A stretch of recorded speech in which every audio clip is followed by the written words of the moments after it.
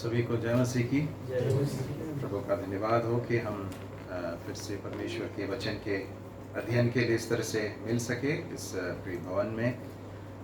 हम इब्रानियों की पुस्तक का अध्ययन कर रहे हैं और अभी तक हमने अनेक लोगों के जीवन के उदाहरण देखे और हम देख रहे थे कि किस तरह से विश्वास उनके जीवन में दिखाई दिया।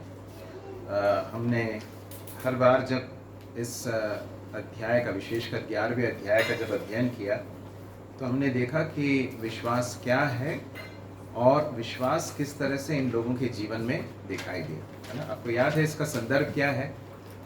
जो यहूदी मत से प्रभु यीशु मसीह पर विश्वास करके जो आए थे, वे लोग एक बहुत बड़े एक पसोपेश में थे कि क्या हम वापस अपने उस पुराने विश्वास में चले जाएं क्या? यह है उसका संदर्भ। तो यह इब्रानियों का लेखक उन्हें स्मरण दिलाता है कि तुमने जिस पर विश्वास किया है वो तुम जिन बातों को छोड़ कर आए हो उन सब से कहीं अधिक उत्तम है, बेहतर है। और प्रभु यीशु मसीह पर विश्वास करना जो है उसके लिए एक आधार है। और वो यहाँ पर इस अध्याय में अनेक विश्वास के, पुराने नियम से अनेक विश्वास के वीरों का हवाला देते हुए बताता है कि उनके जीवन को देखो, इनके जीवन को देखो और देखो किस तरह से इनके जीवन में भी विश्वास दिखाई दिया।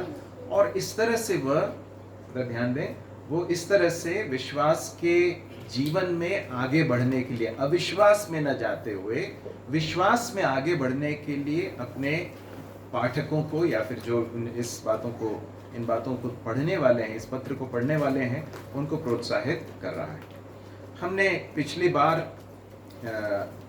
जो अध्ययन किया, आप बता सकते हैं किस व्यक्ति के बारे में देखा था? हमने राहाब के बारे में देखा था।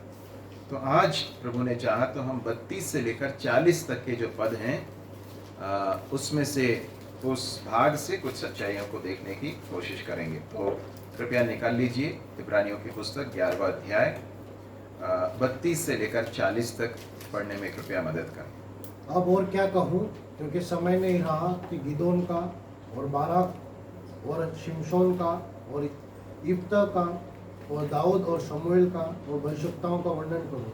इन्होंने विश्वास ही के द्वारा राज्य जीते, धर्म के काम किए, प्रतिज्ञा की हुई वस्तुएं प्राप्त की, सिंहों के मुंह बंद किए, आग की ज्वाला को ठंडा किया, तलवार की धार से बच निकले, निर्बलता में बलवंत हुए, लड़ाई में वीर निकले, विदेशियों की फौजों को मार भगाया, स्त्रियों ने अपने मरे हुए को फिर जीवते पाया, कितने तो मार खाते खाते मर गए और छुटकारा न चाहा, इसलिए कि उत्तम पुनरुत्थान के भागी हों। कई एक ठट्टों में उड़ाए जाने और कोड़े खाने वरन बांधे जाने और कैद में पड़ने के द्वारा परखे गए, पत्थरवाह किए गए, आरे से चीरे गए, उनकी परीक्षा की गई, तलवार से मारे गए।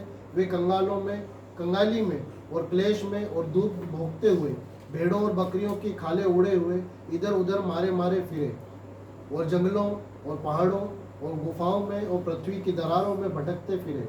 संसार उनके योग्य न था और विश्वासी के द्वारा इन सब के विषय में अच्छी गवाही दी गई, तो भी उन्हें प्रतिज्ञा की हुई वस्तुएं न मिली, क्योंकि परमेश्वर ने हमारे लिए पहले से एक उत्तम बात ठहराई कि वे हमारे बिना सिद्धांत को न पहुंचे, सिद्धता को न पहुंचे।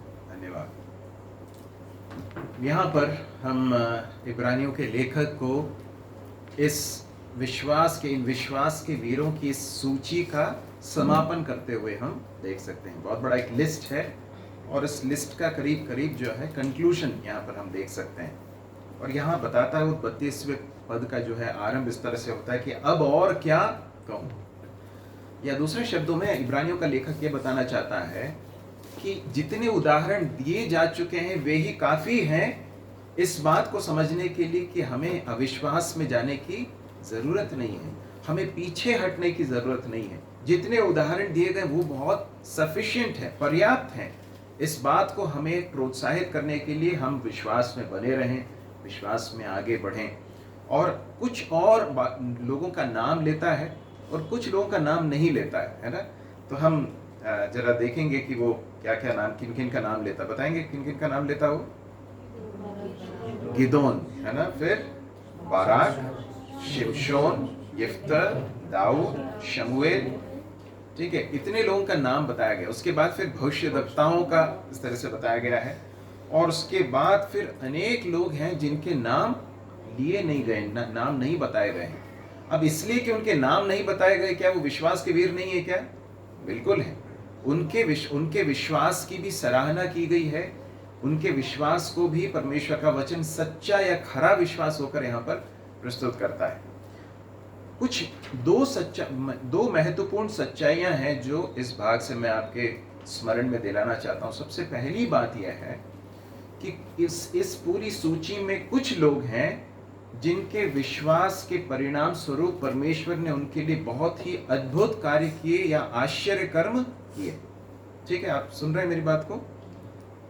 पहला समूह वो है जिनके विश्वास के प्रत्युत्तर में या रिस्पॉन्स में परमेश्वर ने क्या किया? बहुत बड़े आश्चर्य कर्म किए। ठीक है, और दूसरा एक और समूह है जिनके विषय में हम देखते हैं कि उनके विश्वास के प्रत्युत्तर में परमेश्वर ने क्या किया। परमेश्वर ने क्या किया?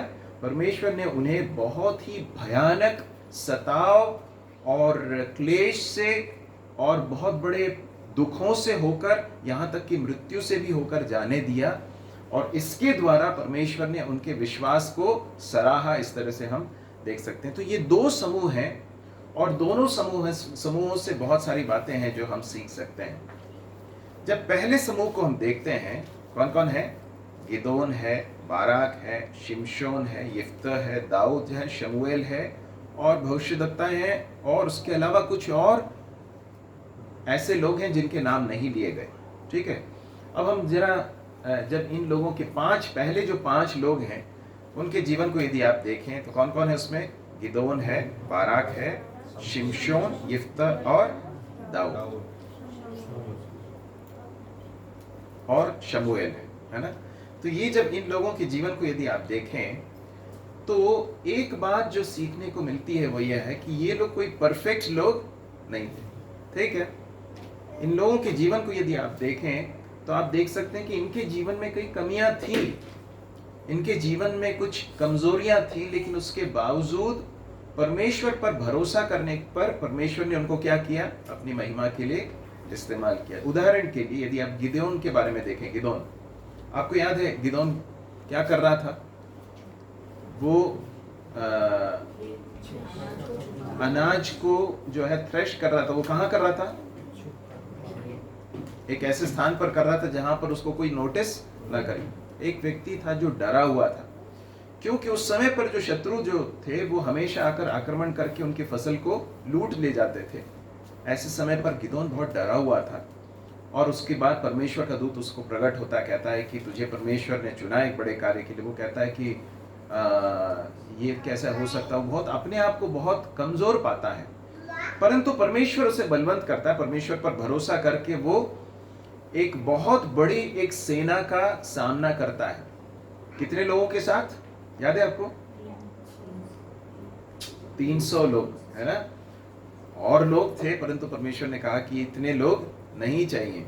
परमेश्वर ने गिदोन को बताया कि परमेश्वर सिर्फ 300 लोगों के द्वारा इस बड़े युद्ध को जिता सकता है। तो परमेश्वर पर भरोसा किया और गिदोन को परमेश्वर ने उस बड़े युद्ध में जीत दी। हम इस तरह से देख सकते हैं। तो गिदोन जो है उसको एक ऐसे व्यक्ति के रूप में हम देख सकते हैं जो हमारे ही समान था, जिसको डर लगता था। कई बार जो है उससे एक कार्य करने के लिए कहा गया, उसने उसे दिन में नहीं किया, जाकर रात में किया। तो उससे समझ में आता है कि वो हमारे ही समान व्यक्ति था। कई बार हमें भी डर लगता है, और ऐसे एक व्यक्ति को भी परमेश्वर ने अपनी महिमा के लिए इस्तेमाल किया। जब उसने अपने विश्वास में अपने कदम उठाए, प्रभु ने उसका इस्तेमाल किया। आगे जाकर हम देखते हैं बाराक के बारे में हम पढ़ते हैं कि 900 रथों से भरे हुए एक बड़ी सेना का जो सामना जो है उसने इजरायली सेना के साथ किया, और इजराइल को बहुत बड़ी विजय जो है दिलाई। लेकिन आप जानते हैं वो पहला कदम उठाने के लिए बहुत हिचकिचा रहा था, और उसे एक स्त्री ने उसको कहा कि तू अगर नहीं जाएगा तो फिर जो है इस पूरे युद्ध में जो जीत का श्रेय है किसको मिलेगा? मुझे मिलेगा, और इसलिए तू जा। और उस स्त्री के बात को मानकर बाराक ने कदम आगे बढ़ाए, और आगे जाकर हम देखते हैं कि परमेश्वर ने उस युद्ध में जीत दिलाई। कौन थी वो स्त्री, याद है जी? डेबोरा, है ना? डेबोरा थी वो स्त्री। तीसरे व्यक्ति के बारे में देखते हैं, उसका नाम क्या है? शिमशोन, है ना? शिमशोन है ना? शिमशोन के बारे में भी हम जानते हैं कि परमेश्वर ने उसे एक नाज़ीर होकर चुना था और बड़ी सामर्थ परमेश्वर ने उसको दी थी, और परमेश्वर पर जब तक उसने विश्वास किया, परमेश्वर ने उसे इस्तेमाल किया। लेकिन उसके जीवन में भी हम कुछ ऐसे क्षेत्रों को देखते हैं जहाँ पर वो चीज़ें ठीक नहीं थी, और उसके फलस्वरूप उसको उसका बड़ा खामियाजा, बड़ा नुकसान जो है उसको भुगतना पड़ा। वो बंधुआ बनाया गया, और उसके बाद फिर अंतिम समय में हम उसको देखते हैं कि वो लोगों से घिरा हुआ है। फिलिस्ती लोग जो हैं वो घेरे हुए हैं, उसका मजाक उड़ा रहे हैं। बहुत सारे लोग जो है उस बड़े उस बिल्डिंग के अंदर जो है वो एकत्रित थे, और शिमशोन एक और बार परमेश्वर से कहता, परमेश्वर मुझे एक और बार सामर्थ्य दे। और उसके बारे में हम पढ़ते हैं कि जितने उसने लोगों को उसने अपने जीते समय, उसके पहले उसने नहीं मारा, तो उससे अधिक उसने उस दिन मारे। तो हम शिमशोन के बारे में देखते हैं, यिफ्ता के बारे में देखते हैं, जिसने जो है परमेश्वर के सामर्थ्य के द्वारा उसने भी युद्ध जीता। दाऊद के बारे में हम देख सकते हैं कि जिसने परमेश्वर पर भरोसा करके अनेक युद्धों को जीता। उसके बारे में हम पढ़ते हैं कि उसने एक शेर के साथ मुकाबला किया और भालू के साथ मुकाबला किया, अपने भेड़ों को उससे बचाया। फिर आगे जाकर हम देखते हैं कि दाऊद ने गोलियत नाम के एक दानव को जो है उसने परास्त किया, और उसके बाद इजराइल के लिए अनेक युद्ध लड़े, परमेश्वर ने उसको विजय दी। परंतु दाऊद के जीवन में भी हम देख सकते हैं कि कुछ ऐसे क्षेत्र थे जहाँ पर उसके जीवन में पराजय को हम देख सकते हैं। शमूएल के बारे में देखते हैं, उसने परमेश्वर पर भरोसा किया, विश्वास का जीवन था। लेकिन उसके बच्चों के जीवन में भी हम देख सकते हैं कि एक पराजय का एक जीवन है ना। उसके जो बच्चे हैं वो परमेश्वर के रास्ते पर नहीं चले। जो भी हो, इन सारे लोगों के जीवन में परमेश्वर ने उनके विश्वास के प्रत्युत्तर में कार्य किए और इनको अपने महिमा के लिए इस्तेमाल किया। एक बड़ी सच्चाई सीखने को मिलती है, वो यह है कि जब एक व्यक्ति अपने आप को परमेश्वर के हाथों में देता है, भले उसके जीवन में कुछ कमियां हो, लेकिन यदि परमेश्वर के हाथों में समर्पित करता है तो परमेश्वर उसे अपनी महिमा के लिए इस्तेमाल कर सकता है। ये एक बहुत बड़ी सच्चाई है जो हमें सीखने को मिलती है। एक बड़ी चेतावनी है और एक बड़ी बात है जिससे हमें बचने की जरूरत है। वो यह है कि इन लोगों के जीवन के पराजय इसलिए नहीं लिखे गए कि हम भी वैसा करें, सही है, इसलिए लिखे गए ताकि हम उससे चेतावनी लेकर उस रास्ते पर हम न जाएं। ऐसा नहीं कह सकते कि देखो शिमशोन ने जो है वो गलत काम किए और इसलिए मैं भी कर सकता हूं, ऐसा कह सकते हैं क्या? नहीं। इन लोगों के पराजय हमारे लिए चेतावनियां हैं, परंतु उनके जीवन के पराजय के बावजूद परमेश्वर ने उन पर दया करके, जब उन्होंने परमेश्वर पर भरोसा किया तो परमेश्वर ने उनका इस्तेमाल किया। ये इस बात का बड़ा एक कंफर्ट है, एनकरेजमेंट देता, प्रोत्साहन देता है कि हम यदि परमेश्वर के हाथों में दे दें, हमारे जीवन में कुछ पराजय हैं, उसके बावजूद परमेश्वर हमें माफ करके परमेश्वर हमारी सहायता कर सकता है, हमें उपयोग में ला सकता है। ये बड़ा एक प्रोत्साहन हमें मिलता है। दूसरी बात जो हमें सीखने को मिलती है इस भाग से वो यह है कि विश्वास के द्वारा इन लोगों ने ऐसी बातों को हासिल किया जो मनुष्य के लिए संभव नहीं है। सही है कि नहीं? यहाँ पर लिखा है, यदि आप देखें वहां पर लिखा है 33वें पद से, क्या लिखा है? उन्होंने विश्वासी के द्वारा राज्य जीते, फिर धर्म के काम किए, प्रतिज्ञा की हुई वस्तुएं प्राप्त की, फिर क्या लिखा है? सिंहों के मुंह बंद किए, आग की ज्वाला को ठंडा किया, तलवार की धार से बच निकले, निर्बलता में बलवंत हुए, लड़ाई में वीर निकले, विदेशियों की फौजों को मार भगाया, स्त्रियों ने अपने मरे हुओं को फिर जीवित पाए। जितनी बातें लिखी हुई हैं ये ऐसी बातें हैं जिसका कोई ह्यूमन एक्सप्लेनेशन नहीं। मतलब क्या है? मानुषिक रूप से ये नहीं बताया जा सकता कि हाँ ये ऐसा हो सकता था इसलिए ऐसा हो गया, ऐसा था क्या? नहीं। ये कोई भी ऐसी बात नहीं है जो साधारण रूप से कोई व्यक्ति कर सकता है क्या? नहीं कर सकता है। इन सब के जीवन में एक बात देखने को मिलती है, वो यह है कि इनके जीवन में ऐसे कार्य हुए जो मानसिक रूप से जिसका कोई एक्सप्लेनेशन या कोई उसका कोई क्या बोलना चाहिए, ये कहा नहीं जा सकता कि ये इस तरह से हुआ। ये सिर्फ एक बात बताता है कि इसमें परमेश्वर की सामर्थ्य थी, इसलिए वो ऐसा कर पाए। एक दो भाग हैं जो मैं चाहता हूं कि हम इस संदर्भ में निकालें। यूहन्ना 15वां अध्याय और उसका 5वां पद। यूहन्ना 15वां अध्याय और उसका 5वां पद।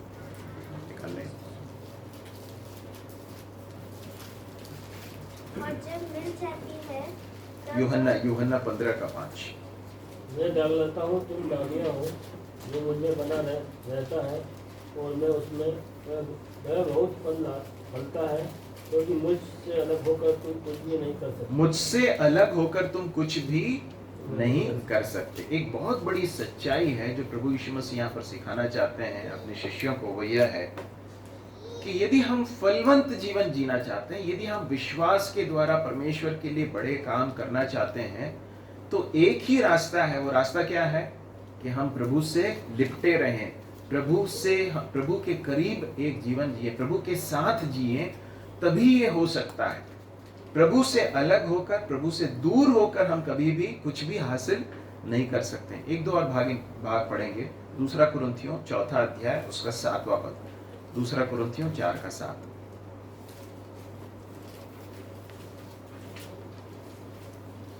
परंतु हमारे पास यह धन मिट्टी के बर्तनों में रखा है कि यह असीम सामर्थ हमारी ओर से नहीं, वरन परमेश्वर ही की ओर से ठहरे। पौलुस यहाँ पर बताता है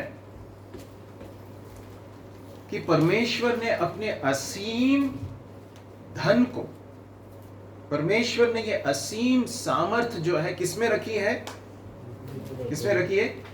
मिट्टी के बर्तनों में रखी है। क्यों रखा है ऐसा? कि यह असीम सामर्थ्य हमारी ओर से नहीं, वरन परमेश्वर ही की ओर से ठहरे। मेरे प्रिय भाई और बहनों, इन सारे लोगों के जीवन में जो बातें हुई, उन्होंने विश्वास से जो किया, उसके द्वारा परमेश्वर एक बात सबको बताना चाहता है। वो यह है कि इन सब के जीवन में कार्य करने वाला कौन था? परमेश्वर था। इनके किसी खासियत से ऐसा नहीं हुआ, उनकी किसी विशेषता से ऐसा नहीं हुआ, परंतु इसलिए हुआ क्योंकि उन्होंने परमेश्वर पर विश्वास किया जो असंभव को भी संभव कर सकता है। इसमें परमेश्वर की सामर्थ्य दिखाई देती है। मेरे प्रिय भाई और बहनों, यदि हमारे जीवन परमेश्वर के लिए उपयोग में आते हैं, तो एक बात कभी नहीं भूलना चाहिए हमें कि किसकी सामर्थ है? परमेश्वर की सामर्थ है। परमेश्वर की सामर्थ इन मिट्टी के बर्तनों में कार्य कर रही है। अन्यथा ये मिट्टी के बर्तन कैसे हैं? बहुत ही कमजोर हैं। यदि हम अपनी सामर्थ से कुछ करने की कोशिश करेंगे तो क्या होगा? वो विफलता को ही लाएगा। परंतु इन सब के जीवन में परमेश्वर ने अपनी बड़ी सामर्थ को दिखाई। यह प्रेरित पौलुस बताता है कि परमेश्वर ने असीम अपने धन को जो है मिट्टी के बर्तनों में रखा। मतलब ये है, वो ये बताना चाहता है हमारे जो सीमाएं हैं, हमारी शारीरिक तकलीफें हो सकती हैं, बीमारियां हो सकती हैं, या फिर हमारे दूसरे लिमिटेशंस हो सकते हैं। हम बहुत सारे लिमिटेशंस के साथ जीते हैं, बहुत सारी सीमाओं के साथ जीते हैं। ये सब इस बात को हमें स्मरण दिलाता है कि ये हम जो कुछ भी कर रहे हैं, हमारे जीवन में जो कुछ भी बदलाव हो रहा है, हमारी सेवा के द्वारा या हमारे जीवन के द्वारा यदि किसी को आशीष मिल रही है, लोगों के जीवन बदल रहे हैं, तो क्यों हो रहा है? वो क्यों हो रहा है? क्योंकि कौन काम कर रहा है?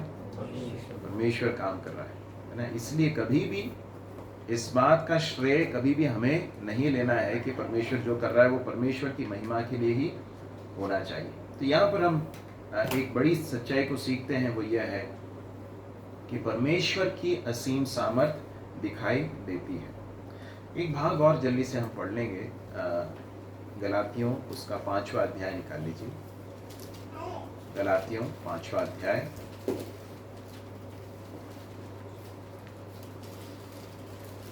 और उसके 16 और 17 को पढ़ेंगे। और मैं कहता हूँ, आत्मा के अनुसार चलो तो तुम शरीर की लालसा किसी रीति से पूरी न करोगे, क्योंकि शरीर आत्मा के विरोध में और आत्मा शरीर के विरोध में लालसा करती है, और ये एक दूसरे के विरोधी है, इसलिए कि जो तुम करना चाहते हो वह न करने पाओ। यहाँ पर प्रेरित पौलुस बताता है कि हम सबके जीवन में एक तरह का युद्ध चल रहा है, और वो युद्ध किसके बीच में है? शरीर और आत्मा के बीच में एक युद्ध चल रहा है। There is a war, which is battle which is going on between the flesh and the spirit. और यहाँ पर प्रेरित पौलुस कहता है, आत्मा के अनुसार चलो तो तुम शरीर की लालसा किसी रीति से पूरी न कर पाओगे, क्योंकि शरीर आत्मा के विरोध में और आत्मा शरीर के विरोध में लालसा करता है। तो मेरे प्रिय भाई और बहनों, हम अपने जीवन में यदि वास्तव में आत्मिक काम करना चाहते हैं, आत्मिक बनना चाहते हैं, आत्मिक सामर्थ्य से भरे हुए अगर जीवन जीना चाहते हैं, तो किसके अनुसार चलना पड़ेगा? आत्मा के अनुसार चलना पड़ेगा। इन लोगों के जीवन में किसकी सामर्थ्य दिखाई दे रही थी? पवित्र आत्मा की, परमेश्वर के आत्मा की सामर्थ्य दिखाई दे रही थी। प्रेरित पौलुस इब्रानियों का लेखक जब इब्रानियों के इस पुस्तक में इस बात को बता रहा है कि इन लोगों ने परमेश्वर के ऊपर विश्वास करके ऐसे ऐसे कार्य किए जो असंभव थे, तो वो इसलिए कर पाए क्योंकि वे परमेश्वर के आत्मा से भरे हुए लोग थे। तो मेरे प्रिय भाइयों और बहनों, आज के इस वर्तमान युग में हम इस 21वीं सदी में जो हैं, क्या परमेश्वर हम जैसे साधारण लोगों को भी अपनी महिमा के लिए इस्तेमाल कर सकता है? क्या कर सकता है? क्या करना है हमको? अपनी ताकत से नहीं, है ना। जब इन लोगों के जीवन को देखते हैं तो कई बार लोग जोश में आकर सोच सकते हैं कि हम अपने ताकत से या फिर अपनी एक्सपीरियंस से, अपनी वाक्पटुता से या फिर अपने बोलने के ताकत से हम कुछ कर लेंगे। कुछ नहीं हो सकता है। कैसे होगा? पवित्र आत्मा की सामर्थ्य से ही हो सकता है। इधर ध्यान दें, हम परमेश्वर के वचन में पढ़ते हैं, न तो बल से न शक्ति से परंतु मेरे आत्मा के द्वारा।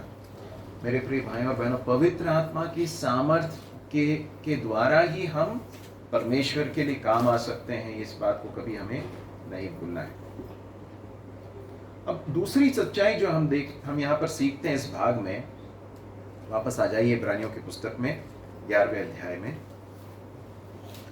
बहुत सारी बातें बताई गई हैं और क्या क्या बताया गया है कि उन्होंने युद्ध लड़े, राज्य जीत लिए, धर्म के काम किए, प्रतिज्ञा की हुई वस्तुएं प्राप्त की, सिंहों के मुंह बंद किए, आग की ज्वाला को ठंडा किया। कौन कौन याद आते हैं आपको? कौन कौन है ना? शद्रक, मेशक और अबेदनगो को कहां डाल दिया गया? आग में डाल दिया गया। उन्होंने कहा कि परमेश्वर हमें बचा सकता है। कैसे मालूम पड़ता कि इन्होंने विश्वास किया? उन्होंने विश्वास किया कि परमेश्वर इस आग से भी हमें बचा सकता है। उन्होंने कहा कि हमारा परमेश्वर हमें तेरे हाथ से इस आग से बचाने के लिए सक्षम है, कर सकता है। लेकिन उन्होंने एक और बात कही। क्या कहा? परंतु यदि वो नहीं करे तो भी हम इस कार्य को, तू जो कह रहा है उस कार्य को हम नहीं करेंगे। क्यों ऐसा कह रहे थे वो लोग? क्योंकि उन्होंने इस बात पर विश्वास किया कि हमारा परमेश्वर सक्षम है, परंतु साथ साथ में परमेश्वर की योजना हमारे लिए सबसे उत्तम है। वो जो भी हो, अगर वो बचाना चाहे तो अच्छी बात, और अगर नहीं बचाए, यदि परमेश्वर हमें मृत्यु के अनुभव में से अगर होकर जाने दे, तो उसमें भी परमेश्वर हमें नहीं छोड़ेगा। इस बात पर उन्होंने विश्वास किया। सिंहों के मुंह बंद किए। दानियल को जो है सिंहों के मांद में डाल दिया गया था, है ना। फिर हम पढ़ते हैं तलवार की धार से बच निकले। हम दाऊद के विषय में पढ़ते हैं और अनेक लोगों के विषय में पढ़ सकते हैं जिन्होंने जो है तलवार की धार से बच निकले। निर्बलता में बलवंत हुए। शिमशोन के बारे में हम पढ़ते हैं। लड़ाई में वीर निकले, विदेशियों की फौजों को मार भगाए। स्त्रियों ने अपने मरे हुओं को फिर जीवित पाया, है ना। जब एलिया के बारे में हम अध्ययन कर रहे थे, हमने देखा था ना, कौन थी वो? सारपत की विधवा थी। एलिशा के बारे में जब हम पढ़ते हैं तो वहां पर एक शूनेमी स्त्री के बारे में हम पढ़ते हैं, शूनेम की स्त्री के बारे में। तो इस तरह से अनेक भागों में परमेश्वर ने इन लोगों को ऐसे उत्तर दिए, ऐसे उनके विश्वास का जो परिणाम था, ध्यान से सुनिए, उनके विश्वास का जो परिणाम था बहुत स्पेक्टेकुलर था। स्पेक्टेकुलर मतलब बहुत आश्चर्यजनक था। ये जब चीजें आप पढ़ते हैं तो कैसा लगता है कि इनका विश्वास बहुत बड़ा था। इसलिए उन्होंने क्या किया? राज्य जीत लिए, सिंहों के मुंह बंद कर दिए, आग की ज्वाला को ठंडा किया। लोग जो है जो मर गए थे फिर से जी उठे। परंतु उसी सांस में, उस बात को बताते बताते उसी सांस में इब्रानियों का लेखक क्या कहता मालूम है? फिर क्या कहता है? कितने तो मार खाते खाते मर गए और छुटकारा ना चाहा, इसलिए कि उत्तम पुनरुत्थान के भागी हूं। आगे जाकर बहुत सारी चीजें कहता है। ठट्टों में उड़ाए गए, कोड़े खाए गए, बांधे गए, कैद में पड़ने के द्वारा परखे गए, पथराव किए गए, आरे से चीरे गए, उनकी परीक्षा की गई, तलवार से मारे गए, कंगाली में क्लेश में दुख भोगते हुए, भेड़ों और बकरियों की खाले उड़े हुए इधर उधर मारे फिरे, जंगलों और पहाड़ों और गुफाओं में और पृथ्वी की दरारों में भटकते फिरे। और इनके बारे में क्या लिखा है? 39वें पद में क्या लिखा? पढ़ेंगे उसे। संसार उनके योग्य न था। ना 39वें पद में पहले विश्वासी के द्वारा इन सब के विषय में अच्छी गवाही दी गई। विश्वास ही के द्वारा इन सब के बारे में, इन सब के बारे में मतलब कौन कौन है? दोनों समूह है, दो ग्रुप्स हैं। कौन कौन से हैं? एक जिनके विश्वास के परिणाम में परमेश्वर ने बड़े आश्चर्य कर्म किए, लेकिन दूसरा एक समूह है जिन्होंने विश्वास किया, जिनका विश्वास इस तरह से कहा जा सकता है कि दूसरों से भी शायद एक गुना ज्यादा हम कह सकते हैं, है ना? क्यों? क्योंकि विश्वास उन्होंने तब भी किया जब वे सताए जा रहे थे। सही है कि नहीं? ये आसान है क्या? Is it easy for us to keep trusting, keep believing when we are going through difficult situations? No, आसान नहीं है। वो और भी बड़ी परीक्षा है, लेकिन हम देखते हैं कि इन सारी परीक्षाओं में से होकर जाते समय जब वे मारे जा रहे थे, क्या क्या लिखा है देखो, ठट्टों में उड़ाए गए, है ना, और मार खाते खाते मर गए, है ना, पथराव किए गए, आरे से चीरे गए। ऐसा बताया जाता है कि यशायाह जो भविष्यवक्ता है, इसके लिए बाइबल में प्रमाण नहीं है, लेकिन जो बाइबल के कुछ विद्वान ऐसा कहते हैं कि मनुष्य जो दुष्ट राजा था उसके दौरान उसको आरे से चीर दिया गया करके ऐसा बताते हैं, हम नहीं जानते। लेकिन ये अगर परमेश्वर के वचन में जो लिखा है तो वो उनके नाम भले नहीं लिखे गए, परंतु ये बातें हुई हैं। आरे से चीरे गए, पत्थरवा किए गए, है ना, तलवार से मार डाले गए, और भटकते फिरे गुफाओं में, दरख्तों में भटकते फिरे। इनके विश्वास को भी परमेश्वर का वचन बहुत बड़े एक विश्वास के रूप में बताता है। मेरे प्रिय भाई और बहनों, हम सब जो हैं कई बार जो पहला जो समूह उसके साथ कई बार आइडेंटिफाई करना पसंद करते हैं, लेकिन वो जो दूसरा जो समूह है उसको भी परमेश्वर का वचन क्या कहता है? विश्वास के वीरों की सूची में रखता है। तो एक बहुत बड़ी सच्चाई है जो हमें सीखने के लिए है आज, और विशेषकर वर्तमान परिस्थितियों के संदर्भ में है, वो यह है कि परमेश्वर कई बार बहुत बड़े आश्चर्य कर्म के द्वारा अपने लोगों को उनके विश्वास का परिणाम देता है, परंतु हो सकता है कुछ लोगों को विश्वास के परिणाम के रूप में बहुत बड़े सताव से और तकलीफ से और भयानक कष्टों में से होकर गुजरना पड़े। नए नियम में जब हम आते हैं तो हम पढ़ते हैं कि याकूब जो था उसको क्या कर दिया गया जी? तलवार से उसको बिहेड किया गया, मतलब उसको जो है उसका सिर कलम कर दिया गया। उसके तुरंत बाद जब हेरोदेस को यह समझ में आया कि इससे जो है यहूदी लोग बहुत खुश हो रहे हैं, तो उसने क्या किया? एक और व्यक्ति को पकड़ लिया। वो कौन था? पतरस को पकड़ लिया। पतरस को पकड़ लिया, और अब क्या हो रहा है? कलीसिया जो है वो बड़े लौ लगाकर प्रार्थना कर रही थी, और परमेश्वर ने क्या किया? अपने दूत को भेजा और पतरस को बंदीगृह से छुड़ाया, और वो वहां से निकल आया। अब यदि हम इन दोनों के जीवन को यदि देखें, याकूब को क्या कर दिया गया? मार दिया गया। पतरस को छुड़ा लिया। हम कैसे समझें इन परिस्थितियों को? क्या याकूब का विश्वास कुछ कम था क्या? ऐसा कह सकते हैं? क्या याकूब के लिए कलीसिया ने थोड़ी सी प्रार्थना कम की इसलिए उसको नहीं छोड़ा गया? नहीं। परमेश्वर कई बार इस तरह की परिस्थितियों को देते हैं, अनुमति देते हैं इसकी। ये एक बड़ी सच्चाई है जो हमें सीखने को मिलती है। यहाँ पर बताया गया है कि इन लोगों के जीवन को भी परमेश्वर ने उनके विश्वास को सराहा, और परमेश्वर ने उनके विश्वास को एक्सेप्ट किया। उन्हें परमेश्वर बहुत बहुत आदर के साथ, सम्मान के साथ देखते हैं। हम जब नए नियम में विशेषकर पहले शहीद के बारे में पढ़ते हैं, कौन था याद है आपको? याकूब के अलावा और कौन था? स्तिफनुस के बारे में पढ़ते हैं ना। स्तिफनुस के बारे में पढ़ते हैं कि वो पथराव करके मार डाला गया, और हम वहाँ पर पढ़ते हैं कि स्तिफनुस जब पत्थर उसको मारे जा रहे थे तो वो कहता है कि अपनी आंखें खोल के उसने देखी, और वो कहता है कि मैं स्वर्ग को खुला हुआ देखता हूँ और यीशु मसीह को खड़े हुए देखता हूँ जी। परमेश्वर के दाहिने ओर खड़े हुए देखता हूँ। अब हम जानते हैं प्रभु यीशु मसीह जो है स्वर्गारोहण के बाद प्रभु यीशु मसीह पिता के पास गए और पिता के दाहिने ओर विराजमान है करके हम पढ़ते हैं। परंतु जब स्तिफनुस जो है मार डाला जा रहा था तो क्या हुआ? प्रभु यीशु मसीह उसे ग्रहण करने के लिए, उसे स्वीकार, ऐसा हम समझ सकते हैं ये अपनी मानसिक समझ से कि प्रभु यीशु मसीह अपने शिष्य को स्वीकार करने के लिए वहाँ पर कितने आदर के साथ उसको अपने घर में वापस लेने के लिए जो है खड़े हुए हैं। मेरे प्रिय भाइयों और बहनों, विश्वास का परिणाम, हमारे विश्वास का परिणाम हमेशा हमारे उम्मीद के या हम जिस तरह से सोच रहे हैं वैसा हो, ऐसा जरूरी नहीं है। इस बात को समझना इसलिए जरूरी है। मैं सोचता हूँ पिछले दिनों में सताव के विषय में, सताव के प्रति विश्वासियों का प्रत्युत्तर क्या होना चाहिए, किस तरह से हमको रिस्पॉन्ड करना है, ये सब भाई ने शेयर किया है, मैंने सुना। तो मैं सोचता हूँ कि आपके मन उसके लिए तैयार है ना। आप समझ पा रहे हैं कि परमेश्वर का वचन कहीं भी हमें ये नहीं कहता है कि प्रभु यीशु मसीह पर विश्वास किया तो सब कुछ अच्छा रहेगा। ऐसा कहा है कहीं पर? प्रभु ने कहा कि ऐसा नहीं, बल्कि प्रभु यीशु मसीह ने कहा कि मैं यदि गुरु हूं, तुम्हारा स्वामी हूं, यदि गुरु के साथ उन्होंने ऐसा किया तो तुम्हारे साथ तो और भी बुरा करेंगे। तो प्रभु यीशु मसीह ने इस बात को स्पष्ट कहा कि तुम यदि मेरे पीछे होना चाहते हो तो अपने आप का इनकार करो, अपना क्रूस उठाओ और मेरे पीछे बोलो। और प्रभु यीशु मसीह ने कहा कि तुम सताए जाओगे, है ना। तो सताव और तकलीफें और परेशानियां जरूर हमारे जीवन में आएंगी।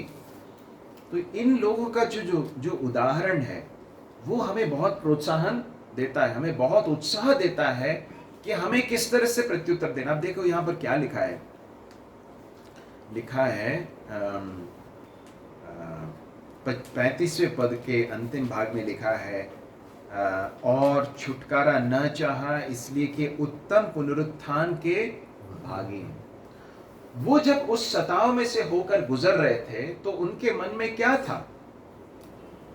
वे लोग उस समय के, थोड़े समय के उस तकलीफ से किसी तरह से छूट जाए, ये नहीं था उनके मन में, परंतु वो क्या किसकी प्रतीक्षा में थे? आने वाले पुनरुत्थान के विषय में वो लोग सोच रहे थे। मैं पिछले कुछ दिनों पहले मैं एक शहीद के बारे में पढ़ रहा था जो प्रभु यीशु मसीह पर विश्वास करने के कारण शहीद हुआ। और उसके विषय में ऐसा हम पढ़ते हैं कि उसको जो है उसके विश्वास के कारण जिंदा जला दिया गया। तो जो है लकड़ी का जो है बड़ा ढेर ऐसा बनाया गया, उसको बोलते हैं जो स्टेक बोलते हैं, और उसके ऊपर जो है उसको बांध दिया गया। और उसके बाद जो है बांधने के बाद जो है वो लोग आग लगाने वाले थे, तो वो पीछे से लगाने वाले थे। तो उसने कहा कि पीछे से मत लगाओ, सामने से लगाओ। उससे पहले उन्होंने पूछा कि क्या तुम अभी भी इनकार करना चाहते हो, अभी भी मौका है ना। तो उसने कहा कि जिस प्रभु ने मुझे पिछले 85 वर्ष का एक बूढ़ा व्यक्ति था, 85 वर्ष तक जिसने मुझे नहीं छोड़ा, जिसने विश्वास योग्यता से मुझे चलाया, क्या मैं अपने जीवन के इस समय पर उसको छोड़ दूं, उसका इनकार कर दूं? मैं कभी नहीं कर सकता। उसने कहा आग लगाओ, और उसने अपने आप को प्रभु के हाथों में सौंप दिया। यहाँ पर जब लिखा है कि छुटकारा न चाहा, इसका मतलब क्या मालूम है? कई लोगों को ये मौका दिया गया कि यदि तुम इनकार कर दोगे तो क्या हो जाएगा, तुम्हें छोड़ दिया जाएगा। जनजातीय एक समूह से एक व्यक्ति ने सबसे पहले प्रभु को ग्रहण किया, और उस समय पर उस गांव के जो सभी लोग थे बहुत उसके कारण क्रोधित हो गए, और वो जो है वो सबने सभा इकट्ठी की, और जो सरपंच था या फिर जो उसके जो प्रमुख था, उसने इस तरह से कहा कि तुम इस नए विश्वास का इनकार कर दो, नहीं तो तुम्हें जो है मार डाला जाएगा, तीर से मार डाला जाएगा। उसने कहा कि तुम कुछ भी कर लो लेकिन मैं पीछे नहीं हटूंगा। उसके सामने उसकी पत्नी को, उसके बच्चों को मार डाला गया, और अंत में उसे भी मारा गया। उसने एक बात कहा कि मैंने यीशु मसीह के पीछे चलने का निर्णय ले लिया है, अब मैं पीछे न हटूंगा। उसी के आधार पर वो जो गीत है, सुंदर गीत है, वो बनाया गया, जिसके बोल इस तरह से हैं, I have decided to follow Jesus, no turning back. यीशु के पीछे मैं चलने लगा, न लौटूंगा। मेरे प्रिय भाइयों और बहनों, छुटकारा न चाह, छुटकारे के लिए उन्होंने कहा कि तुमको मौका देंगे, लेकिन उन्होंने कहा कि हमें नहीं चाहिए। फिर आगे वो कहता है इब्रानियों का लेखक 38वें पद के अंतिम भाग में कहता है संसार उनके योग्य न था। क्या मतलब इसका? इसका मतलब यह है कि संसार इस योग्य नहीं था कि वे इस संसार में जिए। समझ में आ रहा है आपको? वे लोग एक अलग ही एक दर्जे के परमेश्वर की दृष्टि में वे इतने अनमोल हैं, उनका विश्वास इतना अनमोल है। परमेश्वर का वचन कहता है कि संसार उनके योग्य नहीं था। मेरे प्रिय भाई और बहनों, क्या संसार की चीजें हमें बहुत अपील करती हैं? क्या संसार के जो सुख सुविधाएं हैं, जो संसार की जो वस्तुएं हैं, क्या चीजें, ये सब हमें बहुत अपील करती हैं? कि संसार के जो सुख हैं, पाप के जो अभिलाषाएं हैं, क्या ये हमें बहुत अपील करती हैं? क्या यहाँ पर लिखा गया है कि संसार उनके योग्य, उन्होंने संसार को कभी भी अपने योग्य नहीं माना। और परमेश्वर का वचन कहता संसार उनके, वे अलग ही एक दर्जे के लोग थे करके परमेश्वर का वचन यहाँ पर हमें बताता। मेरे प्रिय भाई और बहनों, हम नहीं जानते हैं कि आने वाले दिनों में हमारे विश्वास की परीक्षा किस तरह से होगी, लेकिन मैं ये सोचता हूँ कि ये संयोग नहीं है, ये एक संयोग नहीं है, ये मात्र एक संयोग नहीं है कि हम इब्रानियों की पुस्तक का अध्ययन कर रहे हैं जो इतना अधिक विश्वास के बारे में बताता है, इस बारे में बताता है कि पीछे नहीं हटना है, पीछे नहीं हटना है। जो कुछ भी हो जाए, प्रभु यीशु मसीह पर विश्वास किया तो पीछे नहीं हटना है। इब्रानियों का लेखक ये सिखा रहा है। हमने देखा, अनेक लोगों के उदाहरण दिए, और अब 11वें अध्याय में आकर वो इब्रानियों का लेखक जब कहता है कि ये सब इन्होंने बड़े बड़े काम किए, कुछ लोग थे जो मार डाले गए, मार खाते खाते मर गए, और ये सब चीजें उनके साथ हुई। जब ये बातें पर आज परमेश्वर का वचन हमें स्मरण दिला रहा, तो मैं विश्वास करता हूँ ये संयोग नहीं है, this is not a coincidence. परमेश्वर ने एक बड़े विशेष उद्देश्य से ये हमें ये इस भाग से अध्ययन करने के लिए हमें होने दिया है, ताकि जब भी परमेश्वर की अगर अनुमति में कि हमें किसी तरह के सताव का अगर झेलना पड़ता है, तो हमारा जो प्रत्युत्तर है, हमारा जो रिस्पॉन्स है, वो कैसा होना चाहिए? विश्वास का होना चाहिए। विश्वास का मतलब उद्दंडता नहीं, ध्यान से सुनिए इस बात। विश्वास का मतलब उद्दंडता नहीं, मतलब एरोगेंस नहीं, परंतु विश्वास का मतलब क्या मालूम है? हम परमेश्वर पर भरोसा करते हैं और अपने आप को परमेश्वर के हाथों में सौंपते हैं। जो भी परिस्थिति आती है उसमें हम परमेश्वर की भलाई पर विश्वास करके प्रभु के हाथों में अपने आप को सौंपते हैं। 39 और 40 को पढ़कर हम समाप्त करेंगे। क्या लिखा है वहाँ पर? विश्वासी के द्वारा इन सब के विषय में अच्छी गवाही दी गई, तो भी उन्हें प्रतिज्ञा की हुई वस्तु न मिली, क्योंकि परमेश्वर ने हमारे लिए पहले से एक उत्तम बात ठहराई कि वे हमारे बिना सिद्धता को न पहुंचे। अब यहाँ पर वो कहता है विश्वासी के द्वारा इन सब के विषय में अच्छी गवाही दी गई, तो अभी उन्हें प्रतिज्ञा की हुई वस्तु न मिली। अब देखिए, यदि आप इसके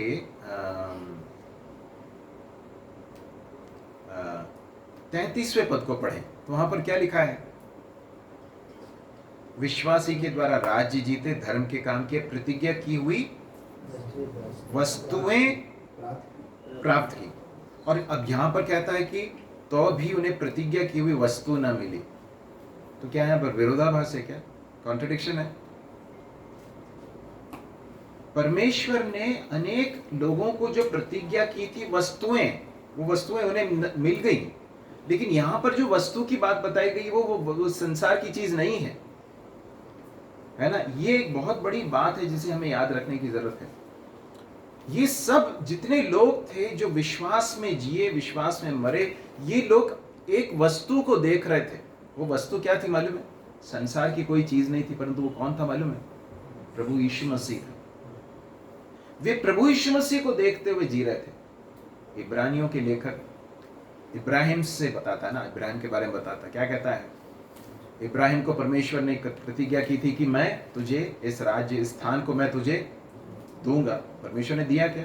दिया। वहां पर भी वो कैसे रह रहा था? परदेशी होकर रह रहा था। क्यों? इसी अध्याय में हमने देखा था, क्योंकि वो एक ऐसे नगर की प्रतीक्षा में था, बाट जो रहा था, जिसका बनाने वाला, रचने वाला कौन है? परमेश्वर है। वो कौन सा नगर है? वो स्वर्ग है।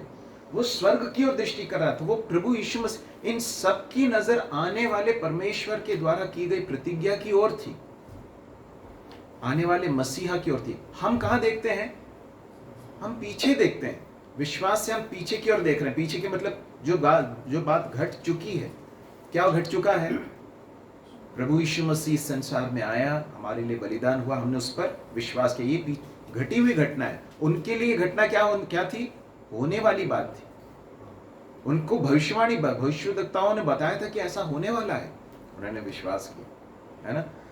तो मेरे प्रिय भाई और बहनों, प्रतिज्ञा की हुई वस्तु मतलब उनके जीते जी उन्होंने मसीहा को नहीं देखा ना, उन्होंने नहीं देखा, परंतु उन्होंने विश्वास किया। फिर लिखा है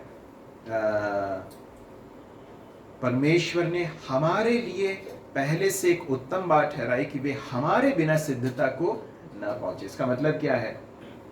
परमेश्वर, इब्रानियों का लेखक यह कह रहा है कि परमेश्वर ने हम पर बड़ी दया की कि हम इस परमेश्वर के प्लान में एक ऐसे समय पर हम हैं जबकि ये घटना पहले ही घट चुकी है ना। वो लोग कहां देख रहे थे? आगे की ओर देख रहे थे, विश्वास से उन्होंने देखा नहीं। परंतु हम किस बात पे देख रहे हैं? जो हो चुका है, हमारे लिए साक्ष्य है, प्रमाण है। यीशु मसीह आया, संसार में आया, उसने अपने प्राणों को बलिदान किया। ये सब बातें घट चुकी हैं और घटी हुई बातों को हम देख रहे हैं। कौन सा ज्यादा आसान है ना। पर इब्रानियों का लेखक क्या कहना चाहता है? ये कहना चाहता है कि देखो, इन्होंने तो देखा भी नहीं था, बस सुना था कि ऐसा होने वाला है, परंतु उन्होंने विश्वास किया। हमारे लिए तो जो प्रतिज्ञा की हुई वस्तु है वो हमें दे दी गई है। कौन है? प्रभु यीशु मसीह। वो हमारे अंदर जीवित है, वो हमारे अंदर जीता है। इब्रानियों का लेखक कह रहा है कि देखो, वो लोग विश्वास की दशा में मर गए, मतलब उन्होंने अपने जीते जी उस बात को अपने सामने होते हुए नहीं देखा, उसके बावजूद उन्होंने विश्वास किया, विश्वास में जिए, विश्वास में मर गए। और इब्रानियों का लेखक कहता है यदि उन्होंने ऐसा किया तो हमें कितना अधिक न करना। और वो कहता है परमेश्वर ने हमारे लिए पहले से एक उत्तम बात ठहराई कि वे हमारे बिना सिद्धता को न पहुंचे। परमेश्वर ने इन दोनों समूहों को जो है प्रभु यीशु मसीह में एक कर दिया है, या फिर दूसरे शब्दों में कह सकते हैं उन्होंने भी प्रभु यीशु मसीह पर विश्वास किया, परंतु जब प्रभु यीशु मसीह संसार में आ गए और उस बलिदान को किया, उनका उद्धार जो है उसी बलिदान में है ना। ये जो है समझना हमारे लिए थोड़ा सा मुश्किल है, परंतु उन्होंने इस बात को आने वाली एक घटना के रूप में देखा, परंतु हम जो है ऐसी घटना के रूप में देखते हैं जो हो चुकी है, हमारे बिना सिद्धता को न पहुंचे। या दूसरे शब्दों में परमेश्वर ने इस तरह से रखा कि हम नए नियम के इस युग में हम पैदा हुए। कितनी बड़े सौभाग्य की बात है, ये बहुत बड़ा एक प्रिविलेज है जो प्रभु ने हमें दिया है। इसलिए बहुत ही आवश्यक है कि हम विश्वास में बने रहें। ये है इसका सार, है ना। आगे जाकर 12वें अध्याय के पहले पद में वो कहता है गवाहों का इतना बड़ा बादल हमको घेरे हुए, इसलिए हर रोकने वाली वस्तु और उलझाने वाले पाप को दूर करके उस दौड़ को जिसमें हमें दौड़ना है, विश्वास से दौड़ें। विश्वास के कर्ता और सिद्ध करने वाले यीशु की ओर ताकते रहें, दौड़ते रहें।